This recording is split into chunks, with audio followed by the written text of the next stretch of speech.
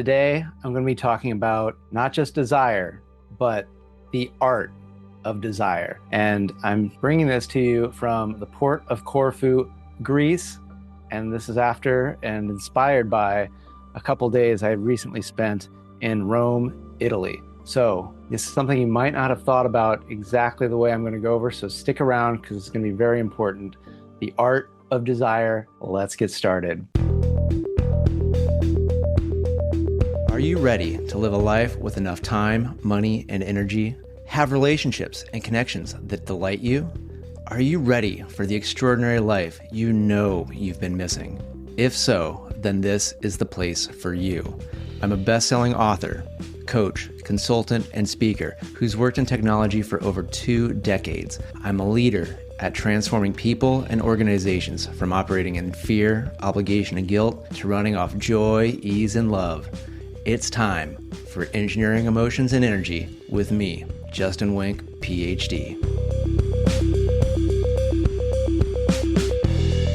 So, why the art of desire? And for those of you that have been, listening to the show, watching it on YouTube lately, thank you so much. And you're probably like, okay, I'm waiting for the next for number 2 on the 6 best values of 2026. It's coming. It's coming. These are all really either part of that series or supporting the series, because in some ways, one of the things that makes values important is they should be supporting things that you want. Yet if you haven't thought a lot about what you want or how you want it or where your wants come about from or what's even allowed to want or desire, then it's going to be hard for your values to support that or make sense, or you might not be having the right values for the right desires.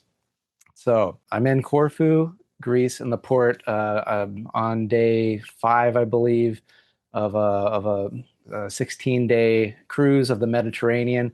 So we just finished up the Italian portion, and so the cruise started in Rome.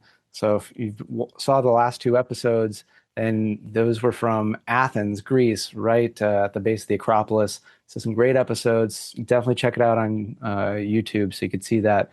And I just didn't have an opportunity to record an episode in any of the stops in Italy, because Italy is a completely different vibe than Greece. And so it's kind of been nice to be back in Greece because to me it feels like a little bit more mellow, a little bit more relaxed, which is a little bit more my speed.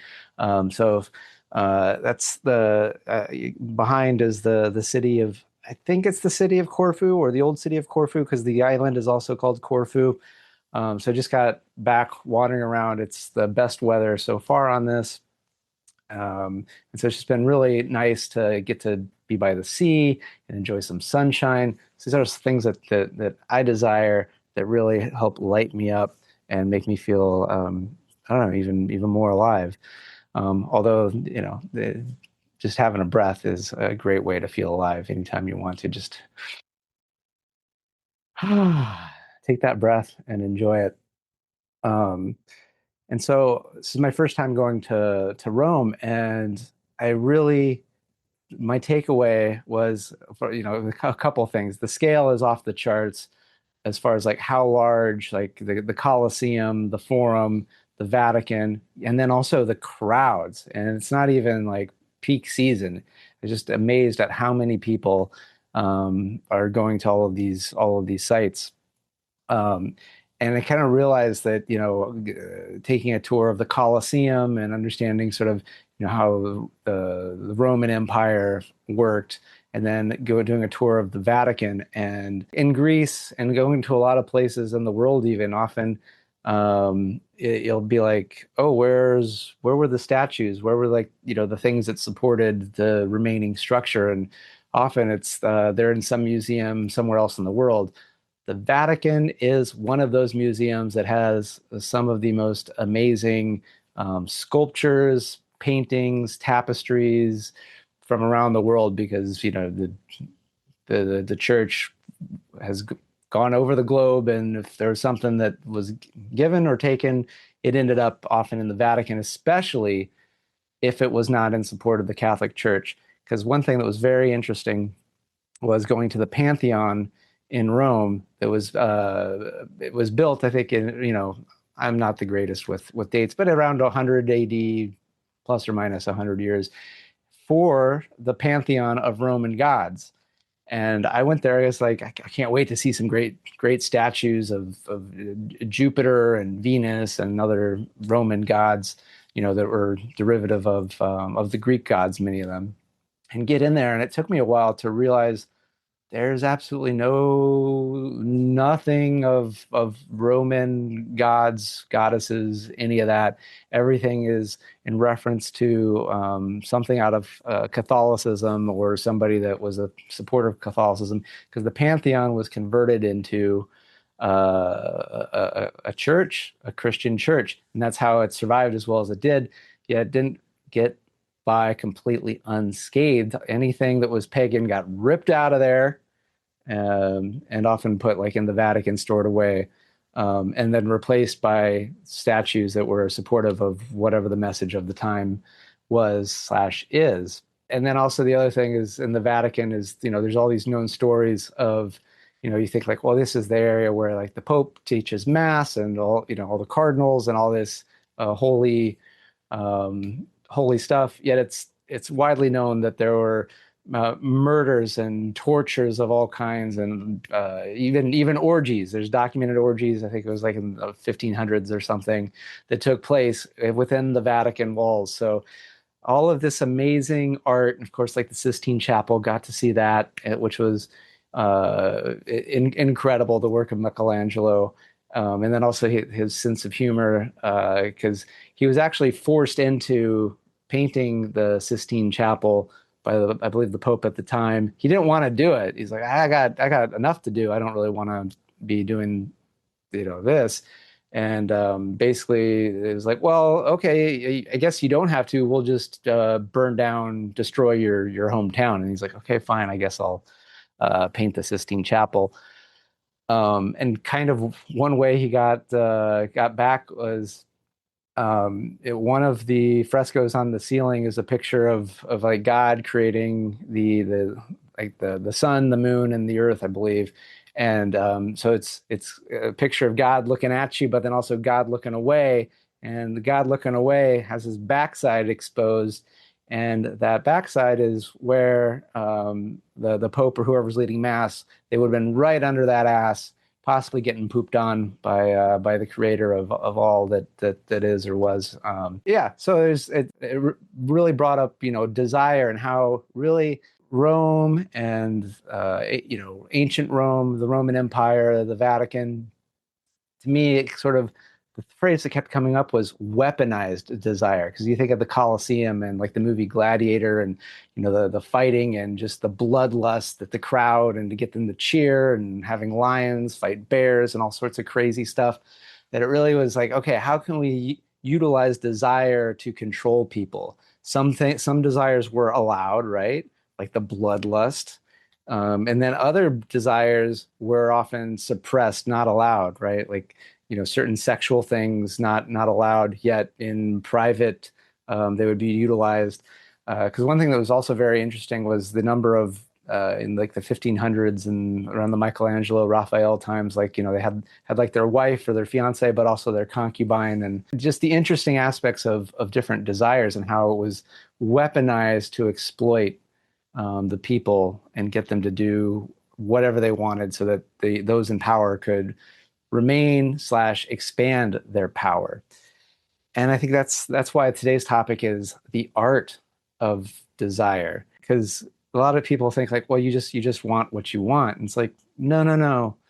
It's important to want, yet how you want, there's a nuance, there's a specialty to it, of one, allowing yourself, owning that you might want something, and then how does it expressed? Because, like, again, the extreme case of sort of Roman Empire times, of like, you want to kill someone, so you just kill someone, like that really, or you want to take over the land, so you kill all the people in your way. Somebody wants to disagree with you, you have them killed. Um, Basically, it's desire without any concern for how that impacts other people.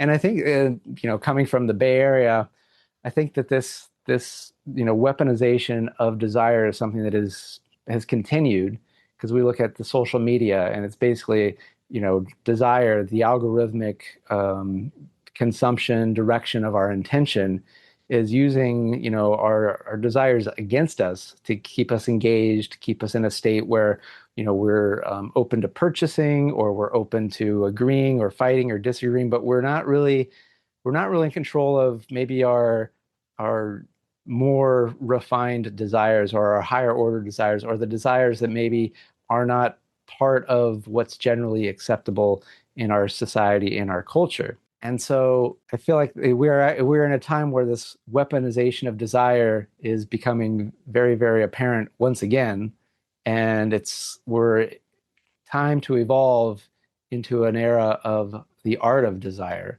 where it's not just I'm going to do what I want at the expense of anyone around me. It's I'm going to allow myself to want anything I want, and those that I can fulfill in a way that is not harmful to others. So there's going to be wisdom mixed with it. There's going to be compassion mixed in with it, kindness, integrity. A lot of these values that we've been talking about on this show for this year, they all support this art of desire, because it's not just about like just I want it, like a baby. It's like I want it. I want to poop, so I'm going to poop in my pants. I'm going to poop on you. It's the adult. It's the elevated form of desiring, of like, okay, I want to do something. Might get a little messy. All right, now let me. I don't know. I think I'm just go with the poop metaphor. That like, I'm gonna create a toilet. I'm gonna have a space. I'm gonna have a way to clean up afterwards. Because there's really is a way to want just about anything and not harm anybody. Um, and I think we're seeing this, more and more. This is part of like, video games, because I think there is a little bit of, for whatever reason, where there's gonna always probably be some people that like they wanna like kill and shoot and hunt and that. Yet, is there a way to say, hey, it's okay to have that desire? If there was a time in human civilization, and maybe there still is going to be times where that is perfectly good. It can be beneficial. It can be helpful to the person, those they care about. So it's not like we want to completely eliminate that.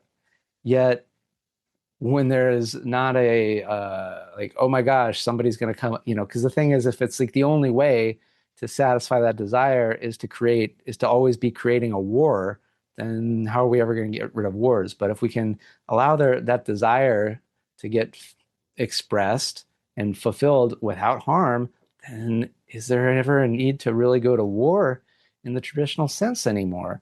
So I think you're starting to maybe see what I'm getting about is there's absolutely nothing you can want, absolutely nothing you would want that in and of itself is bad, in the sense of I don't know, it's funny because going into the Vatican, I think it was the big basilica there, is it St. Peter's Basilica.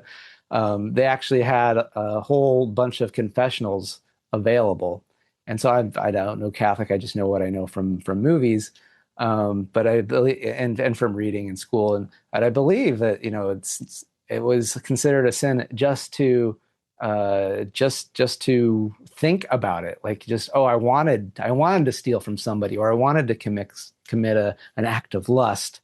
That just that in and of itself is a sinful thing requiring confession, that, oh my gosh, I am bad, I need to not have these thoughts. To me, that is complete nonsense. That's bullshit. It's okay to have the thought. It's the deed.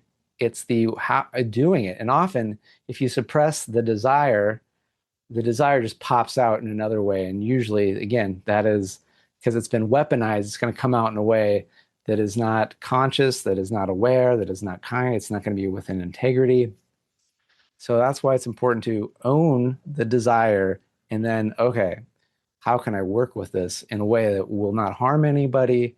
And then the true art is, okay, baseline not harming, yet so many desires are actually an invitation to create community, connection, love, respect, wonder, amazement.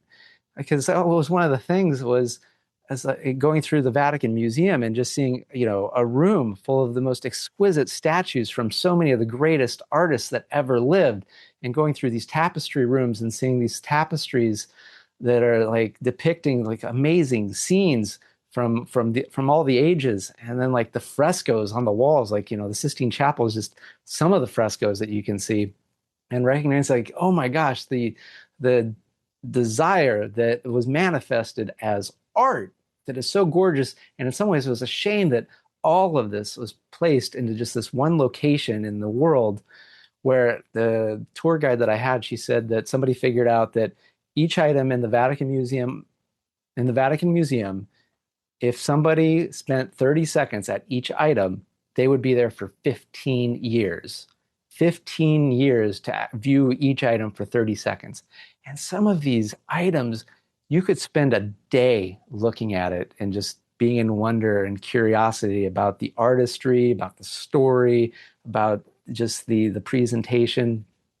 And so the fact that it's put in a place that no one person can even have the time or the space to even get to enjoy most of it, again, that's like where this desire is weaponized, where it's like we're taking all of the things that desire manifested as beautiful art and we're keeping it away.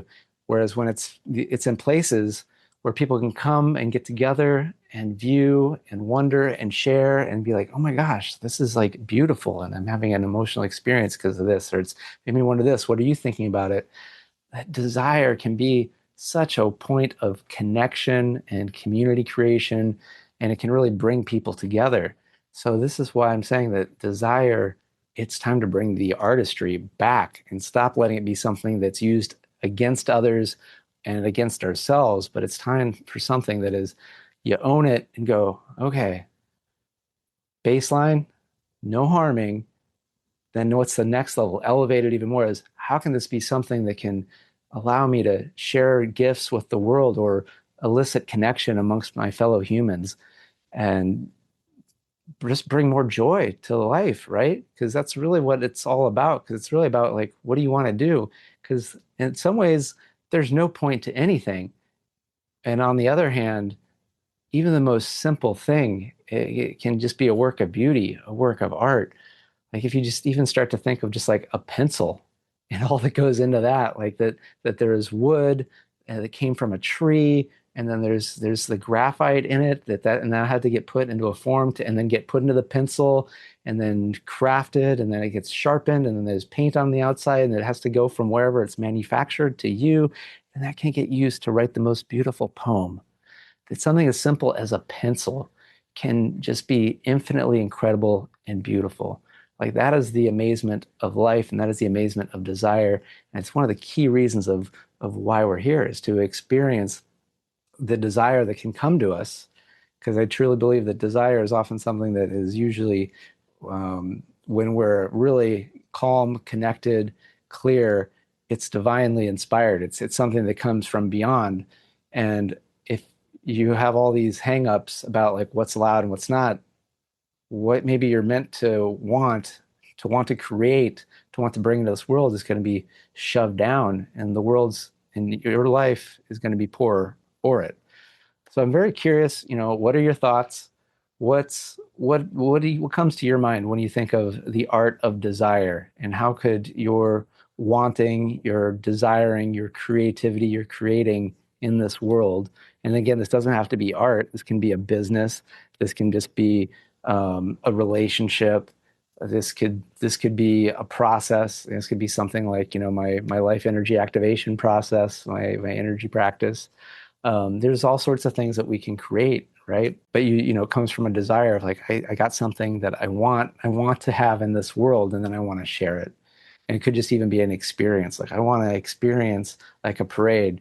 So like interesting thing today is in Corfu, it's actually Easter. I'm recording this. It's Easter Sunday, for most Christian traditions. Greek Orthodox uses another calendar. They use the Julian calendar, not the Gregorian calendar. So Easter is actually next week. So today is Palm Sunday here in Greece. And there was a giant procession of 150 villages. It seems like they each have a marching band, and so saw tons of marching bands marching through, and it was just like the weirdest but most amazing thing to just stumble in that and have all of these marching bands marching out. Yes, it was just incredible, and somebody wanted that. And then somebody's like, yeah, I want to see what that is. And now that I saw it, I'm like, I'm so glad that I saw it. So there's something weird you probably want to create, to experience, to do. And there's going to be people that want to enjoy that with you in a way that is going to not have to harm anyone, not have to destroy anything in the world, not have to, make anyone less than. We really do have the wisdom, the ability, and maybe it's even like the duty, the responsibility to desire in that way. Because this old way of I'm going to want and it's going to be destructive, or I'm going to suppress all my wants so that I can be quote unquote good. It's nonsense. That's not what it's all about. That era is over. It's going away. And now is the time of the art of desire. And I'm excited to create this new era with you. So I'm wondering what's coming up. What might you want to create? What are your thoughts on this? So let me know. Make sure to write Justin Wink PhD on the socials, and podcast at justinwink.com. And remember to like, follow, subscribe, all that, because it really does help the show, and share with somebody. And we still have these 2 remaining best values of 2026 to have. And number 2 will be coming up in the next episode. So you're not gonna want to miss that, because we've done the first 4. So I really hope you've been enjoying that. Let me know what you thought already. And with that, thank you and good day. Thanks for tuning in to Engineering Emotions and Energy with Justin Wink, Ph.D. Today's episode resonated with you? Please subscribe and leave a 5-star review. Your feedback not only supports the show, but also helps others find us and start their journey of emotional and energetic mastery. You can also help by sharing this podcast with someone you think will love it just as much as you do. Together, we're engineering more amazing lives.